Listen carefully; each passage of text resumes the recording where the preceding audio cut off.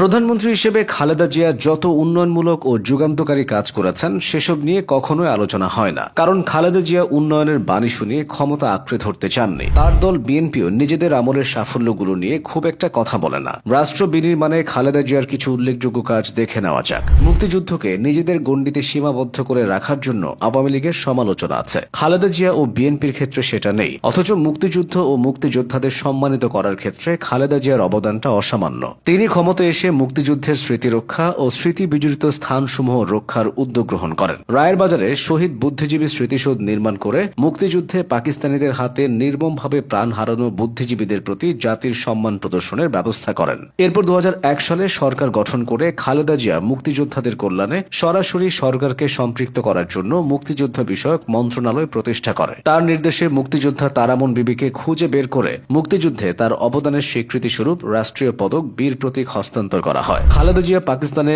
অসম্মানিত অবস্থায় পড়ে থাকা মুক্তিযুদ্ধের বীর সৈনিক বীরশ্রেষ্ঠ মতিউর রহমানের দেহাবশেষ বাংলাদেশে নিয়ে আসার ব্যবস্থা গ্রহণ করেন। এবার আসা যাক অন্য প্রসঙ্গে। 3 দফায় সরকার গঠন করে বেগম খালেদা জিয়ার নেতৃত্বাধীন সরকার রাষ্ট্র পরিচালনার ক্ষেত্রে বেশ কিছু গুরুত্বপূর্ণ সিদ্ধান্ত নিয়েছেন, যেগুলো এদেশের রাজনীতির ইতিহাসে মাইল ফলক হয়ে থাকবে। সংবিধানের দ্বাদশ সংশোধনীর মাধ্যমে এবং ত্রয়োদশ সংশোধনীর মাধ্যমে নিরপেক্ষ তত্ত্বাবধায়ক সরকারের অধীনে জাতীয় নির্বাচনের ব্যবস্থা গ্রহণ এসবের মধ্যে অন্যতম।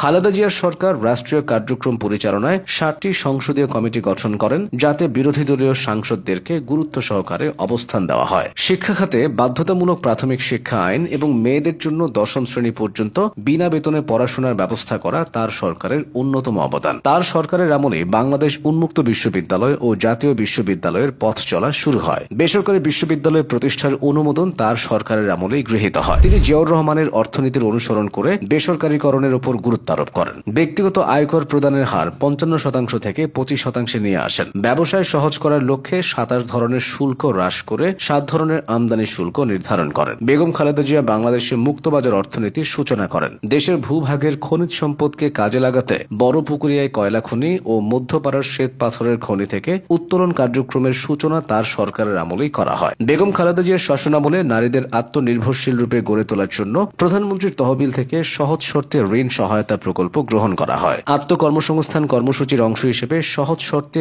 ঋণ সেবার সহায়তায় তিনি আনসার ভিডিপি ব্যাংক প্রতিষ্ঠা করেন। স্বাস্থ্য খাতের সমস্যা ও সংকট নিরসনে তার সরকার সমূহের কার্যক্রম সুবিদিত। প্রতিটি উপজেলা স্বাস্থ্য কমপ্লেক্সকে 31 থেকে 50 শয্যায় উন্নীতকরণ এবং জেলা কমপ্লেক্সকে 100 থেকে 250 এবং 50 থেকে 100 শয্যায় উন্নীত করা হয়। দেশের শতকরা 90% মানুষের জন্য তার সরকার সুপেয় পানির ব্যবস্থা করতে সক্ষম হয়। বাংলাদেশে টেলিকমিউনিকেশন খাতেও খালেদা জিয়ার অবদান অনস্বীকার্য, কারণ তার সময়ে সেলুলার ফোন ও আইএসডি ফোনের সূচনা হয়। অন্তত 3 লক্ষ টেলিফোন সংযোগ চালু করা হয়। বেগম খালেদা জিয়ার সরকার 330টি উপজেলাকে বিদ্যুতায়নের আওতায় নিয়ে আসে। উপকূলীয় এলাকাগুলোতে 1000-এরও বেশি সাইক্লোন সেন্টার নির্মাণ করেন। ধর্মীয় সম্প্রীতি প্রতিষ্ঠায় বেগম খালেদা জিয়ার সরকার প্রবল গুরুত্ব দেয়। তার সরকারের আমলে এদেশে অসংখ্য মসজিদ, মন্দির, ঈদগাহ এবং অন্যান্য উপাসনালয় নির্মাণে সরকারি তহবিল থেকে অনুদান প্রদান করা হয়। ঢাকার আশকোনায় হজ যাত্রীদের সুবিধার্থে একটি স্থায়ী হাজি ক্যাম্প প্রতিষ্ঠা করা হয়। এছাড়াও তাবলিগ জামাতের বৃহৎ সম্মেলন, বিশ্ব ইজতেমার জন্য টঙ্গীতে অতিরিক্ত 300 একর জমির বন্দোবস্ত করে